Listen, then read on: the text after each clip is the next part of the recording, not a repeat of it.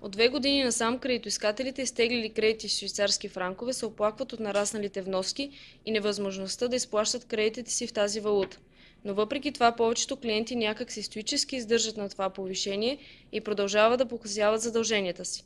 В повечето случаи кредитите са предоговаряни и банките са отпуснали гратисни периоди, но анексите към договорите са им отнели правото да търсят справедливост след едностранното повишаване на лихвите.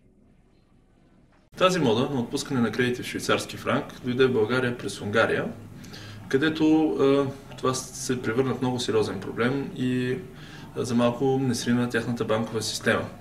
До такава степен беше сериозен този проблем, че се наложи гласуване на специален закон, който да регламентира изплащането на кредити в швейцарски франк.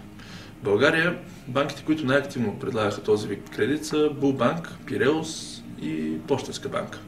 Какво реално се случи? Ако трябва да бъдем честни, тези кредити никога не са били изгодни.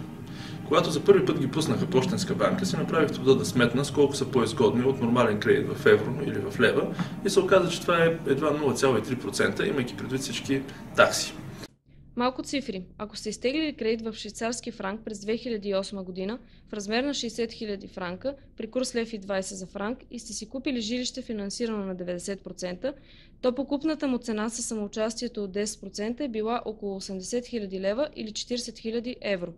Към днешна дата цената на това жилище в най-добрия случай е 35 000 евро, т.е. 70 000 лева. Вашият остатък по кредита ще е около 55 000 швейцарски франка, което е 89 000 лева. При това 5 години сте плащали вноски, в които по-голямата част са били лихви и сте платили като самоучастие 10% от стойността му. Още нещо, ако първоначалната ви вноска е била 1000 лева, в момента би следвало да е около 1400 лева с включеното увеличение на лихвата. Естествено, банките искаха да отпускат кредити в стабилна валута, която да им гарантира получаване на реални приходи, без да се отчита инфлацията. И такава валута беше швейцарският франк. Той все още е стабилен, дори доста стабилен и е вързан за определен период от време с еврото, по фиксиран курс. Банките използваха това, че никой не чете договора си и никой не смята. Предложиха атрактивен кредит с ниска лихва, но множество такси. И с подходящата реклама привлякоха над 1500 кредитоискатели в такъв вид кредит.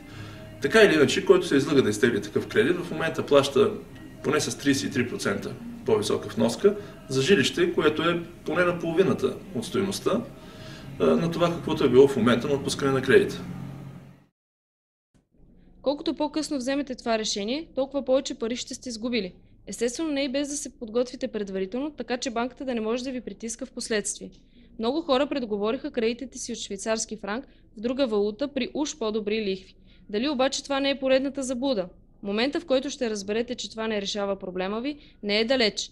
Ето и пример. Ако някой ви дължи пари и постоянно се оплаква, че му е трудно и не може да прави тези вноски, но въпреки това си плаща, вие ще му разсрочите ли дълга? Ще му простите ли част от дълга? Отговорът е не, защото той така или иначе си плаща. Ако обаче спре, ще му обърнете ли внимание?